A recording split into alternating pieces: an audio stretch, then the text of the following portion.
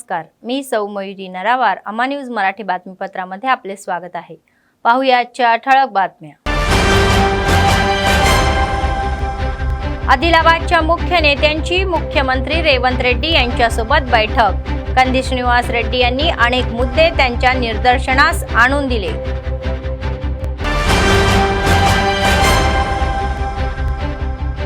मोठ्या प्रमाणावर जागतिक वन दिन साजरा. वन संवर्धन ही सर्वांची जबाबदारी आहे.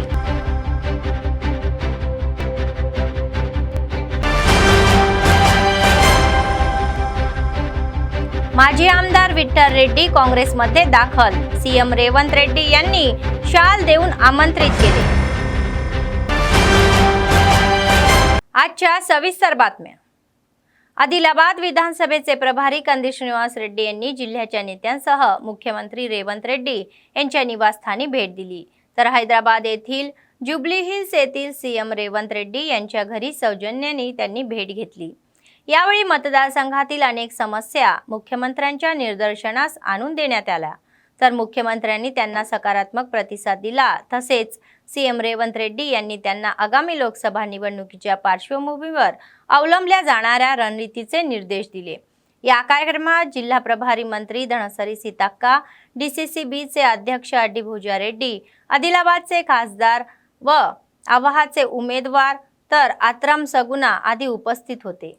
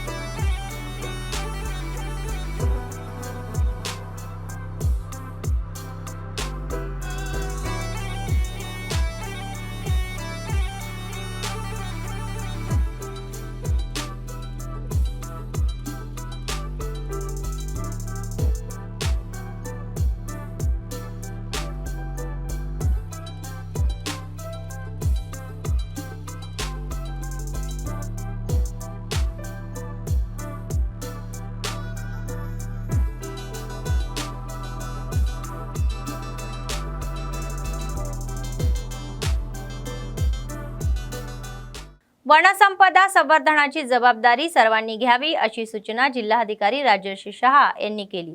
जागतिक वन दिनानिमित्त स्थानिक जिल्हा परिषदेच्या बैठकीच्या सभागृहात आयोजित कार्यक्रमात एसपी गौस आलम यांच्यासह ते प्रमुख पाहुणे म्हणून उपस्थित होते. तर कार्यक्रमाचा एक भाग म्हणून मुलांनी सादर केलेले सांस्कृतिक नृत्य सादरीकरण प्रभावी ठरले. त्यानंतर विविध स्पर्धांमध्ये उत्कृष्ट कामगिरी करणाऱ्या विद्यार्थ्यांना पारितोषिके देण्यात आली. तसेच पाहुण्यांचा सत्कार करण्यात आला. जिल्ह्यातील प्रसिद्ध वन्यजीव छायाचित्रकार लिंगमपल्ली कृष्णा यांनी काढलेल्या छायाचित्राचे प्रदर्शन आयोजित करण्यात आले होते.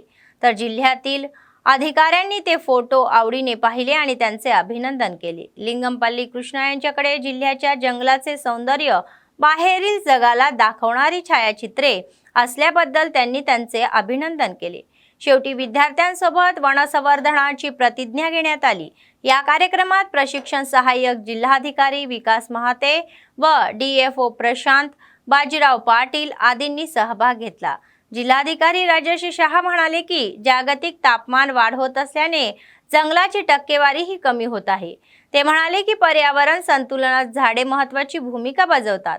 जंगलाचा टक्का कमी होत असल्याने वन्य प्राणीही वस्तीत येत असल्याची चिंता त्यांनी व्यक्त केली. व डीएफओ प्रशांत बाजीराव पाटील यांनी झेंडा फडकवून रॅलीला सुरुवात केली व स्वतः रॅलीत सहभागी झाले. वनसंवर्धनाबाबत जनजागृती करण्यासाठी ही रॅली शहरातील प्रमुख मार्गावरून फिरली.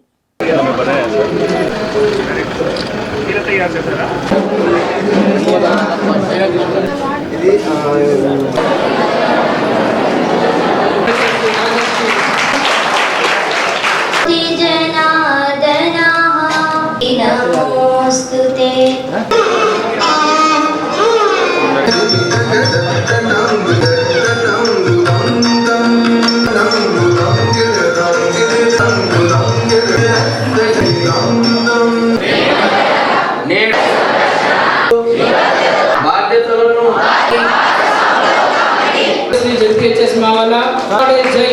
శ్రీ బాల స్కూల్ నివడమే కాకుండా విజేత అంతర్జాతీయ అటవీ దినోత్సవం కార్యక్రమంలో పాల్గొంటున్న చాలా సంతోషం ఉంది.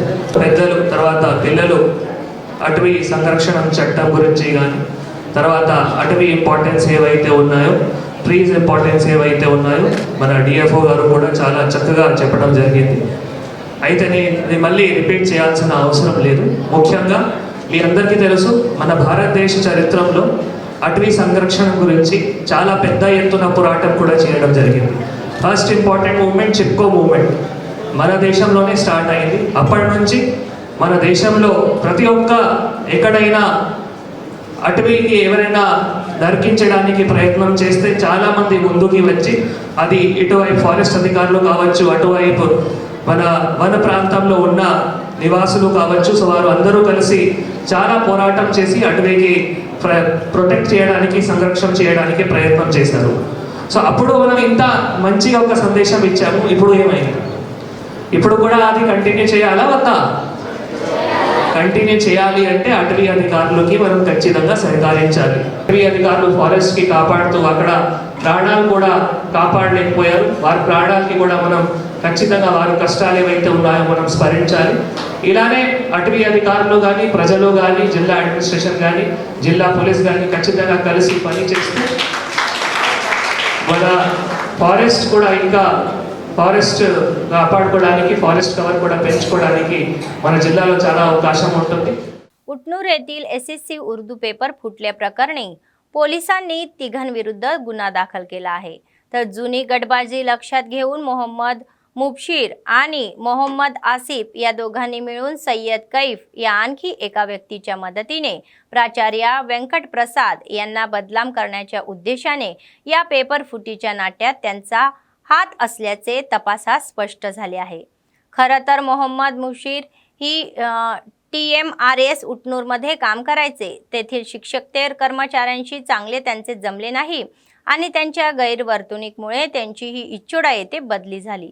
परिणामी त्यांना इच्छोडा येथे जाऊन काम करायचे नसल्याचे ते तेथे एकलव्य ही शाळेत आउटसोर्सिंग पद्धतीने काम करत होते. या सर्व प्रकारामुळे प्राचार्य व्यंकट प्रसादे संतप्त झाले आणि त्यांना कोणत्याही प्रकारे गोण्याची संधीही मिळायची वाटू पाहावी लागली. तर मुबशीरने मोहम्मद आसिफशी हात मिळवणी केली आणि त्या प्राचार्य व्यंकट प्रसाद यांच्यामुळे कागजनगरमध्ये शिक्षकतेवर कर्मचारी लिपिक म्हणून काम करणाऱ्या आसिफची नोकरीही गमावली. या पार्श्वभूमीवर या दोघांनी मिळून सय्यद कैफच्या मदतीने ठोस योजना आखली. या महिन्याच्या 19 तारखेला सय्यद कैफला उटनूर येथील TMRS मध्ये कार्यरत शिक्षक अब्दुल सामी यांची घरी पाठवण्यात आले. तर सामी पांढऱ्या कागदावर उर्दू व्याकरणाच्या नोटीस लिहित असताना त्याने व्हिडिओ आणि फोटो काढले आणि व्हॉट्सअपवरून मुबशीरला पाठवले. नंतर मुबशीरने शिक्षक सामी याला फोन करून वारंवार गैरप्रकार होणार का असे विचारले असता तो अधीर झाला आणि ZPSS वरून पेपर आला आहे आणि उत्तरे तयार करून पुन्हा पाठवली आहे असे सांगून आवाज रेकॉर्ड केला. हे सर्व एकत्र करून सोशल मीडियावर पोस्ट केले आणि मोठ्या प्रमाणात कॉपी केल्यासारखे व्हायरल झाले. पोलिसांनी तत्काळ घटनास्थळी दाखल होऊन तपास करून वस्तुस्थिती उघड केली. हा सर्व प्रकार वैयक्तिक गटबाजीतून झाल्याचे SP गौस आलम यांनी स्पष्ट केले. खोट्या बातम्या पसरवणाऱ्यांना योग्य ती कारवाई केली जाईल असा इशारा त्यांनी दिला.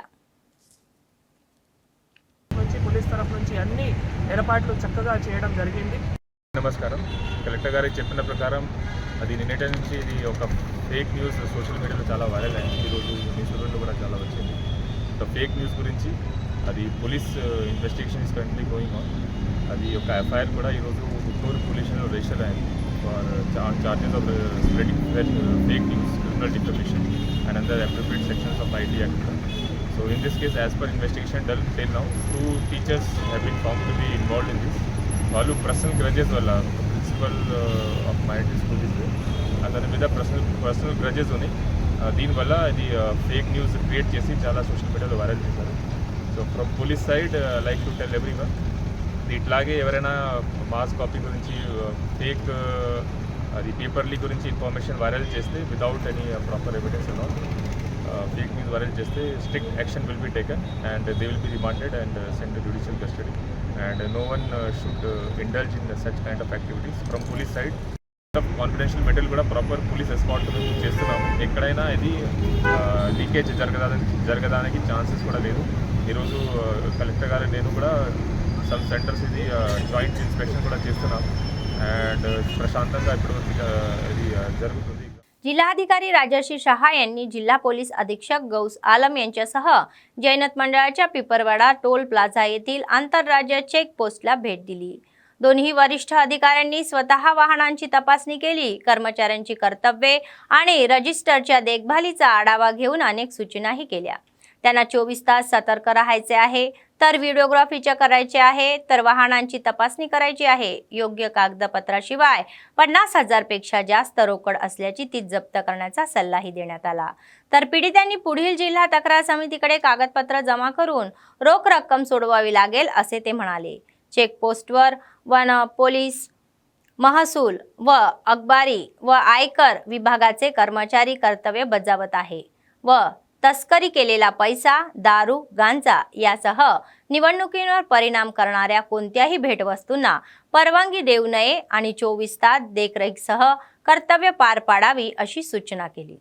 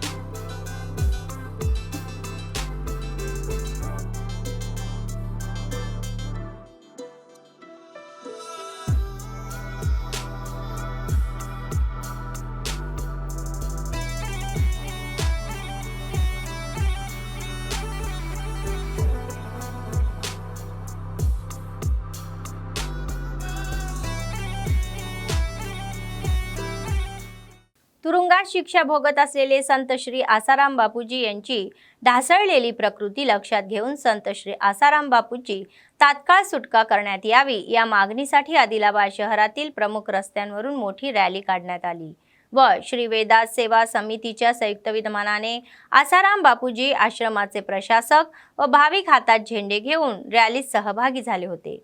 11 वर्षापासून जामीन दिला जात नसल्याने अपील सुटका होत नसल्याने त्यांनी सांगितले.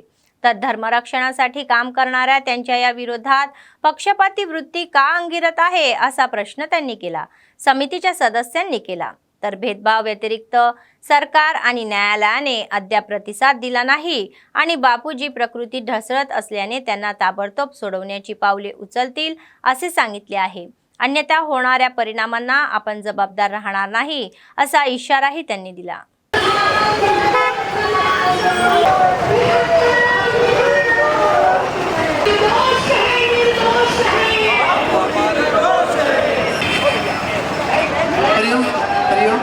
बापूजी निर्दोष है, निर्दोष है, निर्दोष है, बापूजी निर्दोष है. न्याय दो, न्याय दो, न्याय दो.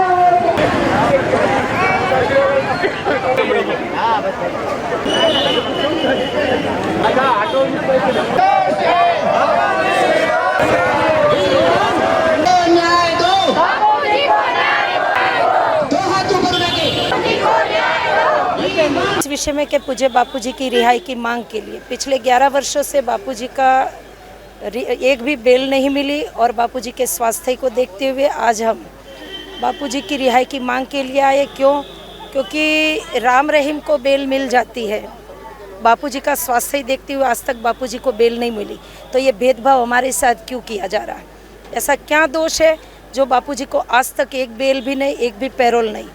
क्योंकि यही दोष हुआ बापूजी का। बापूजी ने आज धर्म की रक्षा करते हुए इतने लोगों को संभाला, तो आज ये किसी को दिख क्यों नहीं रहा? सरकार को भी क्यों नहीं दिख रहा? प्रशासन को क्यों नहीं दिख रहा? हमारा धैर्य, हमारी शांति की ज़्यादा परीक्षा न ले।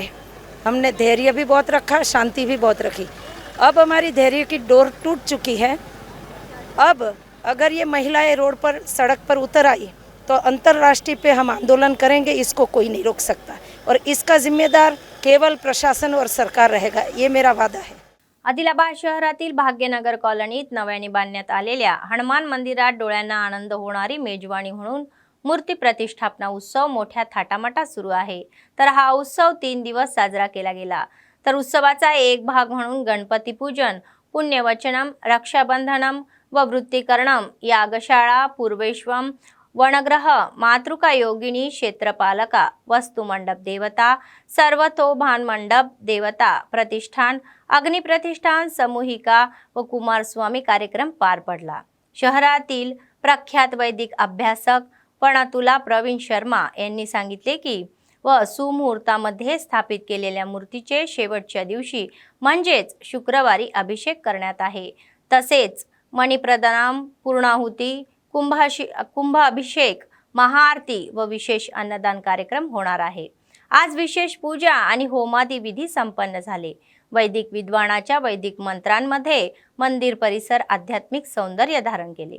भाविकाच्या आगमनाने त्यांचे रूपांतर जल्लोषात झाले।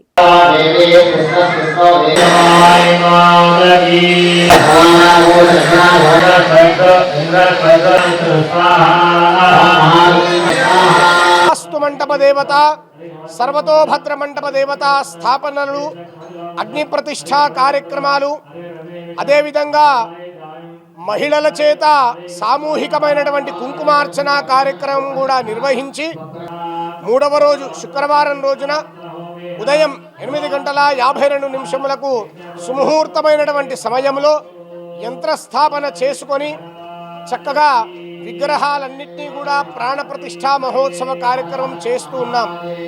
దాని తర్వాత బలి ప్రదానము, పూర్ణాహుతి, కుంభాభిషేకము, మహాహారతి, పండితుల చేత మహదాశీర్వచన కార్యక్రమము, తర్వాత విశేషంగా అన్నదాన కార్యక్రమం అనేటువంటిది నిర్వహిస్తూ ఉన్నాం। ప్రసన్నాంజనేయ స్వామి ఆలయ పునఃప్రతిష్ఠ భాగంగా 3 రోజుల నుండి భాగ్యనగర్ కాలనీలో ఘనంగా జరుపుకుంటున్నాము। ఈ మందిర్ యొక్క ప్రత్యేకత ఏంటంటే 60 సంవత్సరాల కింద మందిర్ ఇది। ఈ మందిర్లో శ్రీ దివంగత గంటబాబురావు గారు స్థాపించిన మందిర్ ఇది। అప్పటి నుండి కూడా శిథిలావస్థ చేరుకుంటే కాలనీవాసులందరి సహకారంతో మేమందరం కూడా కష్టపడి ఈ మందిర్ని ఆంజనేయ స్వామి పునర్నిర్మాణ భాగంగా నూతన విగ్రహ ప్రాణ ప్రతిష్ఠ కార్యక్రమము రేపు శుక్రవారం రోజున ఉదయం 8 గంటలకు జరుపుతున్నది। काँग्रेस पक्षाचे आदिलाबाद विधानसभेचे प्रभारी कंदी श्रीनिवास रेड्डी हे त्यांच्या KSR फाउंडेशनच्या अंतर्गत अनेक सेवा कार्यक्रम राबवत आहे आणि लोकांची प्रशंसा मिळवत आहे।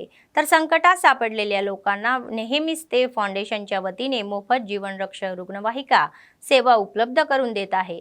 त्यांच्याकडून सेवा पुरवल्या जातात। तर शहरातील महालक्ष्मी वाडा येथील अरहान शेख या 11 वर्षीय मुलाला फुफ्फुसाचा त्रास होत असल्याला त्याला रिम्स हॉस्पिटलमधून जीवनरक्षक रुग्णवाहिकेतून हैदराबादला हलवण्यात आले। त्यामुळे पीडित कुटुंबांनी फाउंडेशनचे अध्यक्ष कंदी श्रीनिवास रेड्डी व त्यांचे कर्मचाऱ्यांचे विशेष आभार मानले।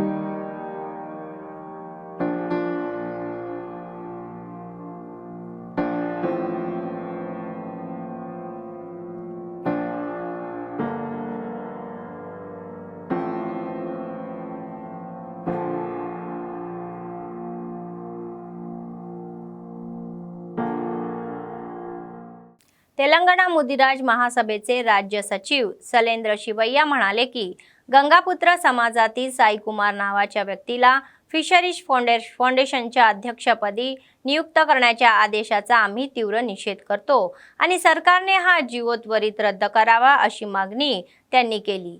तर आदिलाबाद शहरातील प्रेस क्लबमध्ये आयोजित पत्रकार परिषदेमध्ये त्यांनी समाजातील सदस्यांशी संवाद साधला। ते म्हणाले की तेलंगणा राज्य सरकारने अलीकडे 37 महामंडळे स्थापन करण्याचा घेतलेला निर्णय हा स्वागतार्ह आहे व त्या संदर्भात मुदिराज समाजातील वर्गातील साईकुमार यांची सरकारी राजपत्रात मुदिराज म्हणून फिशरीज फाउंडेशनचे अध्यक्षपदी नियुक्ती करण्यास आमचा विरोध आहे। तर सरकारने हा जीवो रद्द करून मुदिराज समाजातील वर्गातील व्यक्तीला अध्यक्षपदी घोषित करावे किंवा लोकशाही मार्गाने निवडणुका घ्याव्या असे म्हणाले। सभेत मुदिराज महासभा सदस्य व मुदिराज जातीचे सदस्य सहभागी झाले होते। కానీ రాష్ట్ర ప్రభుత్వ ప్రధాన కార్యదర్శి ఇచ్చిన జీవోలో ఆయనను సాయి ముదిరాజ్గా పేర్కొంటూ ఫిషరీస్ ఫెడరేషన్ చైర్మన్ని ముదిరాజులకు అప్పగిస్తున్నట్టు ఇవాళ ప్రభుత్వము తప్పుడు నివేదిక అనేది ఇవ్వడం జరిగింది। సాయి అనే అతను ముదిరాజ్ సామాజిక వర్గానికి చెందిన వ్యక్తి కాదు, ఆయన గంగపుత్ర సామాజిక వర్గానికి చెందిన వ్యక్తి। ఆయన ప్రభుత్వ గజెట్లో మాత్రం ఆయనని ముదిరాజుగా పేర్కొంటూ ఇవాళ ముదిరాజుల్ని తప్పుదో పట్టించే ఎన్నికలకు పోయినా అక్కడ ముదిరాజే ఫెడరేషన్ చైర్మన్ కావాలి, కానీ ఇవాళ రాష్ట్ర ముఖ్యమంత్రి మాత్రం ఇవాళ ఒక గంగపుత్ర సామాజిక వర్గానికి చైర్మన్ పదవి ఇచ్చి ఇలా రాష్ట్రంలోని 60 లక్షల ముదిరాజుల మనోభావాల్ని దెబ్బతీశారు। కాబట్టి దీన్ని మేము తీవ్రంగా ఖండిస్తున్నాము।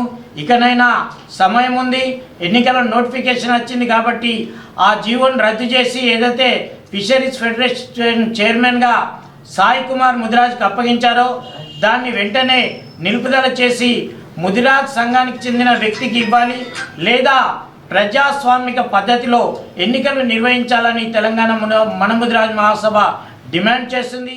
आदिलाबाद शहरातील डीटीसीपी जिल्हा शहर आणि ग्रामीण नियोजन अधिकारी कार्यालय गेल्या 3 दिवसापासून बंद आहे।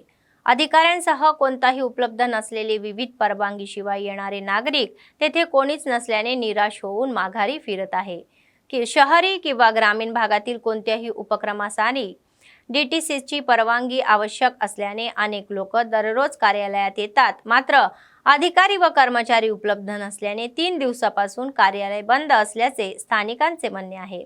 तर दुसरीकडे या कार्यालयाचे भाडे गेल्याने 2 वर्षापासून भरले नसल्याची तक्रार घरमालकाने केली असून याबाबत त्यांना विचारले असता निधी नाही आल्यावर पैसे देऊ असे सांगत आहे।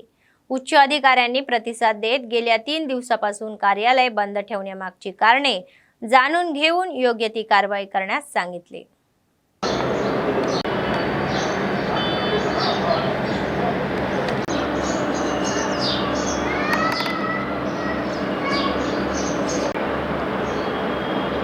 ఒక పోర్షన్ కిరాయికి తీసుకున్నారు। Telangana government office town planning office 2021 November నుండి ఇప్పటి వరకు ఇంటి అద్దె ఇవ్వలేదు, చెల్లించలేదు, ఇంతవరకు చెల్లించలేదు। అడిగితే బడ్జెట్ శాంక్షన్ అవుతా లేదు, మేము బిల్ పంపినాం, ఇంతవరకు వాళ్ళు శాంక్షన్ చేస్తలేరు అని ఇదే మాట చెప్పుకుంటూ ఇప్పటివరకు ఆపిండ్రు, మాకు ఇస్తనే లేరు। వాళ్ళకి అడిగితే తెరి ఉంటుంది, ఇప్పుడు ఒక 2-3 రోజుల నుంచి తెరుస్తలేరు ఆఫీస్కి, అది ఏమో మాకు అయితే తెలియదు, కానీ మా ఇంటి అద్దె చెల్లించలేదు। लोकसभा निवडणुकीच्या काळात काँग्रेसमध्ये स्थलांतर सुरूच आहे। बीआरएसला धक्के बसत आहे। प्रमुख नेते एक एक करून पक्ष सोडून हातमिळवणी करत आहे। परिणामी कार पार्टी रिकामी होत आहे व त्याचा पकडही गमावला आहे। अलीकडेच राज्याची राजधानी हैदराबादमध्ये मुख्यमंत्री रेवंत रेड्डी यांच्या उपस्थितीत मुथोळचे माजी आमदार विठ्ठल रेड्डी यांनी काँग्रेस पक्षात प्रवेश केला। रेवंत रेड्डी यांच्यासोबत त्यांच्या जुबली हिल्स येथील निवासस्थानी पार्टीला गेले होते। तर जिल्हा प्रभारी मंत्री सीताक्का यांना पक्षाचे निमंत्रण तसेच आत्राम सगुना या शिक्षक व काँग्रेस पक्षाचे आशावादी उमेदवार यांनाही नोकरीचा राजीनामा देत काँग्रेसचा स्कार्फ पांघरला। तिलाही मनापासून आमंत्रण केले आणि प्रोत्साहन देण्यात आले।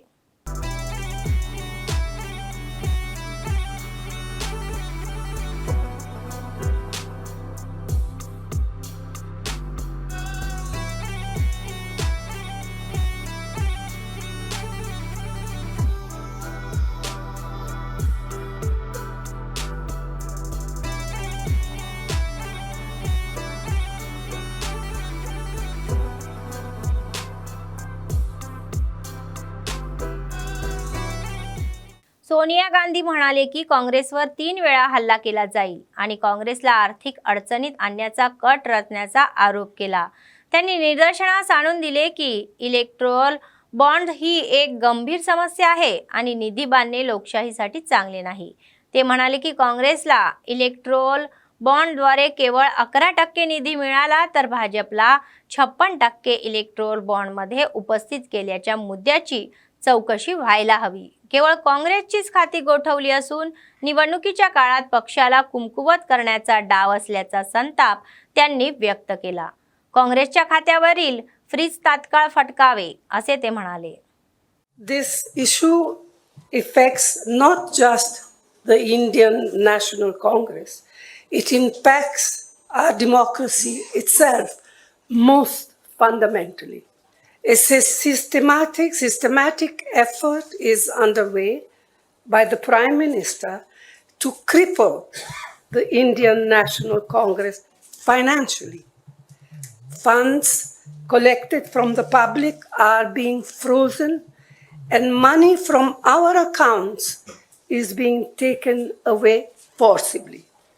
However, even under these most challenging circumstances, we are doing our very best to maintain the effectiveness of our election campaign. On the one hand, there is the electoral bond issue mentioned by Congress President Kharge, which has been declared unconstitutional by the Supreme Court. The electoral bonds have benefited, as everyone knows, the BJP hugely, massively. On the other hand, the finances of the principal opposition party, the Indian National Congress, are under a determined assault. Ayyappa लावण्या यांची निजामाबाद जिल्हा आरमूर नगरपालिकेच्या अध्यक्षपदी निवड झाली आहे व अविश्वास ठरावावर झालेल्या विशेष सभेत नूतन अध्यक्षपदी लावण्या यांची निवड करण्यात आली. आरमूर नगरपालिकेत 36 नगरसेवक असून आमदार राकेश रेड्डी पदसिद्ध सदस्य आहे तर सभेला एकूण 30 नगरसेवक उपस्थित होते आणि बहुसंख्य सदस्यांच्या पाठिंबाने लावण्य यांची अध्यक्षपदी निवड करण्यात आली. मात्र माजी नगर अध्यक्ष पंडित विनीता हे आणि भाजपचे नगरसेवक व अन्य काही जण बैठकीला अनुपस्थित होते. नंतर अध्यक्षपदाच्या शर्यतीत असलेल्या अय्यप्पा लावण्या यांनी खानदेश संगतीशी चर्चा करून लावण्या श्रीनिवास यांची अध्यक्षपदी निवड केली. మున్సిపాలిటీని కాంగ్రెస్ కైవసం చేసుకుంది. 36 మంది కౌన్సిలర్లలో 30 మంది ఒకే తాటి మీద కాంగ్రెస్ పార్టీకి మద్దతు తెలుపుతూ వన్నెలదేవి లావణ్యని గెలిపేయడం జరిగింది. గత 2 నెలలుగా ఎన్నో రకాలుగా జరగడం, దాని తర్వాత ప్రభుత్వం డేట్ ఈరోజు ఇవ్వడం జరిగింది. 21 మంది ఒకే తాటి మీద ఉండి మేమున్నాము, తప్పకుండా గతంలో అభివృద్ధి జరగలేదు కనుక మా హయాంలో అభివృద్ధి చేసుకుంటామని ఏకకంఠం మీద ఉండడం జరిగింది. మిగతా 9 మంది కౌన్సిలర్లు కూడా మాతో పాటు కలిసి వచ్చి ముఖ్యంగా 21 మందికి, ఆ తర్వాత ఈరోజు మిగతా కౌన్సిలర్లు కూడా పార్టీకి సహకరించేందుకు వారికి, ముఖ్యంగా ఈ ఎన్నికల్లో చివరి దాకా అటు కాంగ్రెస్ సంగీత కానీ ఇటు వన్నెలదేవి లావణ్య కానీ చివరి వరకు మాలో ఎవరైనా సరే అనే ఉద్దేశంతో ఈ ఎన్నిక కొరకు గత 2 నెలలుగా నిరంతరం శ్రమించారు. ఆ శ్రమ చివరికి టాస్ ద్వారా సోదరి వన్నెలదేవి లావణ్యకు టాస్ వరించడం జరిగింది. ఖచ్చితంగా కాంగ్రెస్ సంగీతకు కూడా కాంగ్రెస్ పార్టీ సమితిలో స్థానం కల్పిస్తుంది. दिल्लीच्या कबीरनगर परिसरात आज पहाटे एका बांधकामामधील इमारतीचा एक भाग कोसळला. इमारत कोसळली तेव्हा कामगार काम करतच होते. या अपघातात दोघांचा मृत्यू झाला असून 6 कामगार जखमी झाले. पोलिसांनी घटनास्थळ गाठून दिल्ली महानगरपालिकेचे कर्मचारी आणि अग्निशमन दलाच्या जवानांच्या मदतीने बचाव कार्य सुरू केले। जखमींना स्थानिक जीटीबी रुग्णालयात हलवण्यात आले, मात्र अशरद आणि तौहीद यांचा उपचार दरम्यान मृत्यू झाला, तर रेहान, अरुण, निर्मल आणि जलधर यांच्यावर रुग्णालयात उपचार सुरू आहे। यातील अनेकांची प्रकृती गंभीर असल्याचे समजते। डीसीपी राजेश देव यांनी सांगितले की इमारत कोसळली तेव्हा त्यात 13 लोक काम करत होते। या इमारतीच्या बांधकामासाठी दिल्ली महानगरपालिकेकडून परवानगी घेण्यात आल्याचे पोलिसांनी सांगितले, मात्र पोलिसांनी गुन्हा दाखल केला असून इमारत कोसळण्याच्या घटनेचा तपास सुरू केला आहे।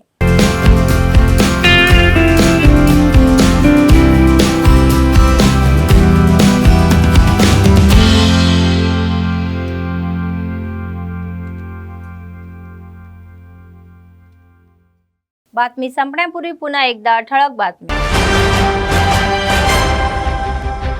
आदिलाबादच्या मुख्य नेत्यांची मुख्यमंत्री रेवंत रेड्डी यांच्यासोबत बैठक। कंदी श्रीनिवास रेड्डी यांनी अनेक मुद्दे त्यांच्या निदर्शनास आणून दिले।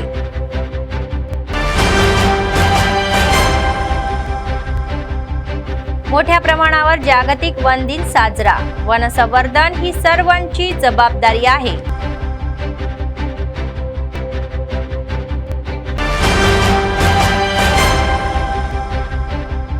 माजी आमदार विठ्ठल रेड्डी काँग्रेसमध्ये दाखल। सीएम रेवंत रेड्डी यांनी शाल देऊन आमंत्रित केले। या होत्या आजच्या बातम्या। पुढच्या बातमीपत्रात पुन्हा भेटूया। तोपर्यंत पाहत रहा अम्मा न्यूज, सत्तेसाठी जनतेसाठी। नमस्कार।